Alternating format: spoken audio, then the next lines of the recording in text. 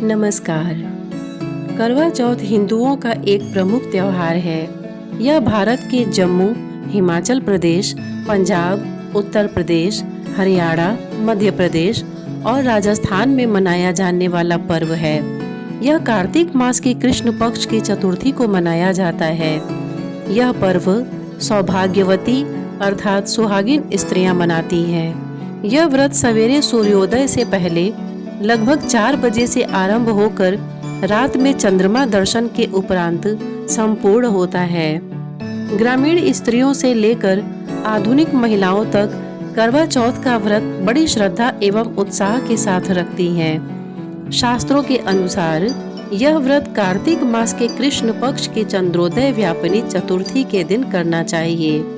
पति की दीर्घायु एवं अखंड सौभाग्य की प्राप्ति के लिए इस दिन भालचंद्र गणेश जी की अर्चना की जाती है।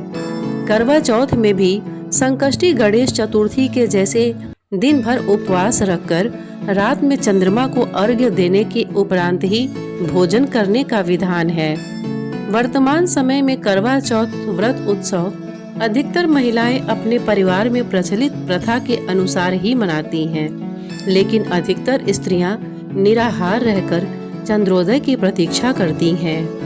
कार्तिक कृष्ण पक्ष की चतुर्थी को करक चतुर्थी या करवा चौथ व्रत करने का विधान है। इस व्रत की विशेषता यह है कि केवल सौभाग्यवती स्त्रियों को ही यह व्रत करने का अधिकार है। स्त्री किसी भी आयु, जाति, वर्ण, संप्रदाय की हो, सबको इस व्रत को करने का अधिकार है। जो सौभाग्यवती यानी सुहागिन स्त्रियां अपने पति की आयु, स्वास्थ्य व सौभाग्य की कामना करती हैं, वे यह व्रत रखती हैं। यह व्रत 12 वर्ष तक अथवा 16 वर्ष तक निरंतर प्रति वर्ष किया जाता है। अवधि पूरी होने के पश्चात इस व्रत का उद्यापन किया जाता है। जो सुहागिन स्त्रियां आजीवन रखना चाहें, वे जीवन भर इस व्रत को कर सकती हैं। इस व्रत के समान सौभाग्यदायक व्रत अन्य कोई दूसरा नहीं है। अतः सुहागिन स्त्रियां अपने सुहाग की रक्षार्थ इस व्रत का सतत पालन करें। भारत में वैसे तो चौथ माता के कई मंदिर स्थित हैं, लेकिन सबसे प्राचीन एवं सबसे अधिक ख्याति प्राप्त मंदिर राजस्थान राज्य के सवाई माधोपुर जिले के चौथ का बरवाड़ा गांव में स्थित है। चौथ माता के नाम पर इस गांव का नाम बरवाड़ा से चौथ का बरवाड़ा पड़ गया। चौथ माता मंदिर की स्थापना महाराज भीम सिंह चौहान ने की थी। व्रत की विधि इस प्रकार है। कार्तिक कृष्ण पक्ष की चंद्रोदय व्यापिनी चतुर्थी अर्थात उस चतुर्थी की रात्रि को जिसमें चंद्रमा दिखाई देने वाला है, उस दिन प्रातः स्नान करके अपने सुहाग की आयु, आरोग्य, सौभाग्य का संकल्प लेकर दिन भर निराहार रहे। उस दिन भगवान शिव, पार्वती, स्वामी कार्तिकेय, गणेश एवं चंद्रमा का पूजन करें। पूजन करने के लिए बालू अथवा सफेद मिट्टी की वेदी बनाकर उपरोक्त वर्णित सभी देवों को स्थापित करें। नैवेद्य: शुद्ध घी में आटे को सेककर उसमें शक्कर अथवा खांड मिलाकर मोदक, लड्डू नैवेद्य हेतु बनाएं। करवा: काली मिट्टी में शक्कर की चाशनी मिलाकर उस मिट्टी से बनाए गए मिट्टी के करवे अथवा तांबे के बने हुए करवे 10 अथवा 11 करवे अपने सामर्थ्य अनुसार रखें। बालू अथवा सफेद मिट्टी की वेदी पर शिव, पार्वती, स्वामी कार्तिकेय, गणेश एवं चंद्रमा की स्थापना करें। मूर्ति के अभाव में सुपारी पर नाड़ा बांधकर देवता की भावना करके स्थापित करें। पश्चात यथाशक्ति देवों का पूजन करें। पूजन हेतु निम्न मंत्र बोले: ओम शिवाय नमः से पार्वती का, ओम नमः शिवाय से शिव का, ओम षण्मुखाय नमः से स्वामी कार्तिकेय का, ओम गणेशाय नमः से गणेश का तथा ओम सोमाय नमः से चंद्रमा का पूजन करें। करवों में लड्डू का नैवेद्य रखकर नैवेद्य अर्पित करें। 1 लोटा, 1 वस्त्र व 1 विशेष करवा दक्षिणा के रूप में अर्पित कर पूजन समापन करें। करवा चौथ व्रत की कथा पढ़ें अथवा सुने। सायंकाल चंद्रमा के उदित हो जाने पर चंद्रमा का पूजन कर अर्घ्य प्रदान करें। इसके पश्चात ब्राह्मण सुहागिन स्त्रियों व पति के माता पिता को भोजन कराएं। पति की माता अर्थात अपनी सासू जी को उपरोक्त रूप से अर्पित एक लोटा वस्त्र व विशेष करवा भेंट कर आशीर्वाद ले। यदि वे जीवित न हो तो उनके तुल्य किसी अन्य स्त्री को भेंट करे। इसके पश्चात स्वयं व परिवार के अन्य सदस्य भोजन करें। कथा। बहुत समय पहले की बात है।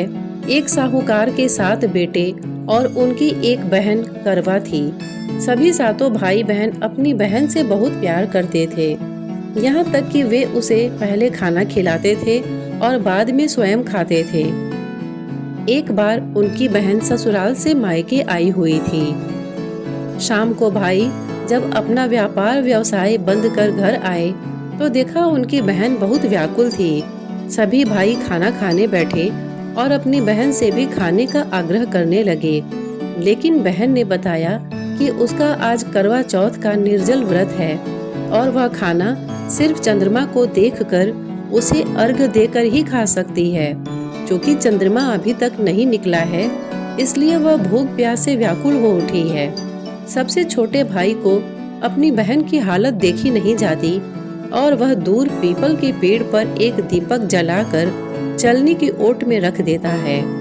दूर से देखने पर वह ऐसा प्रतीत होता है कि जैसे चतुर्थी का चांद उदित हो रहा हो।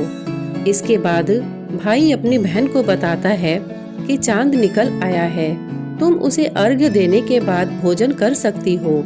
बहन खुशी के मारे सीढ़ियों पर चढ़कर चांद को देखती है, उसे अर्घ्य देकर खाना खाने बैठ जाती है।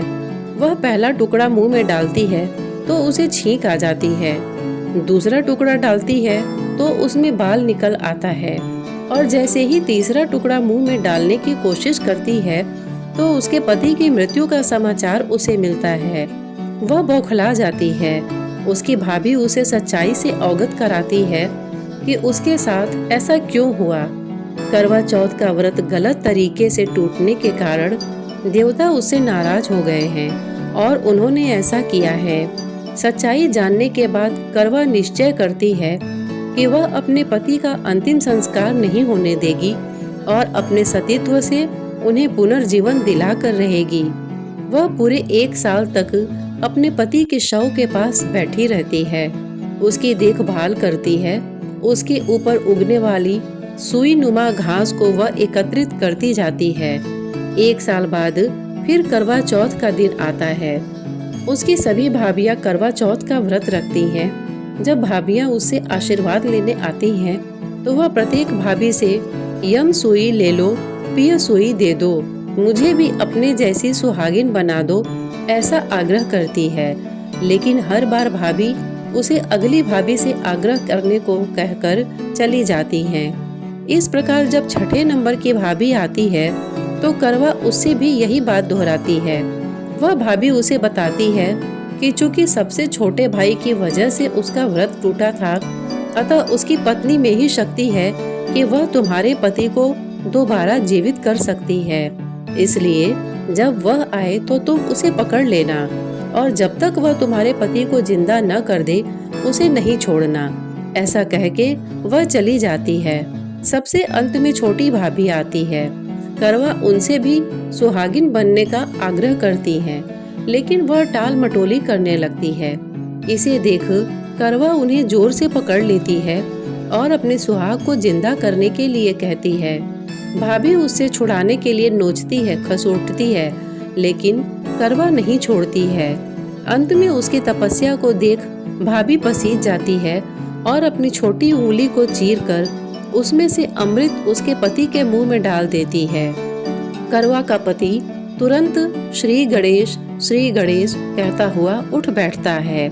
इस प्रकार प्रभु कृपा से उसकी छोटी भाभी के माध्यम से करवा को अपना सुहाग मिल जाता है। श्री गणेश माँ गौरी, जिस प्रकार करवा को चिर सुहागन का वरदान आपसे मिला है, वैसा ही सब सुहागिनों को मिले। इति शुभम। धन्यवाद।